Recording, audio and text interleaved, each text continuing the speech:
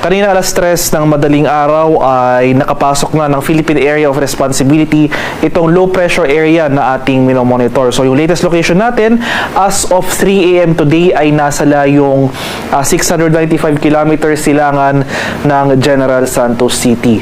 Sa latest analysis natin, mababa pa naman yung chance na nasabing low pressure area na maging isang ganap na bagyo within the next 24 hours. Gayunpaman, dahil sa pinagsamang epekto ng low pressure area at ng ITCZ, dahil nga nakapaloob itong low pressure area dito sa Intertropical Convergence Zone, makakaranas pa rin tayo ng mga kalat-kalat na pag-ulan na may pagkulog at pagkidlat dito sa area ng Mindanao at sa Palawan. So ngayong madaling araw pa lamang, makikita natin dito sa ating latest satellite images na may mga nakikita na tayong thunderstorm activity over some parts of Palawan and Southern Mindanao. Inaasahan natin na for the remainder of the day ay mas rarami pang lugar dito sa Mindanao ang makakaranas ng mga kalat-kalat na pag-ulan at thunderstorm. Samantala sa Metro Manila at sa nalalabing bahagi pa ng Luzon and Visayas ay makakaranas muli tayo ng mainit at malinsangang panahon simula umaga hanggang sa tanghali, pero pagsapit ng hapon hanggang sa gabi,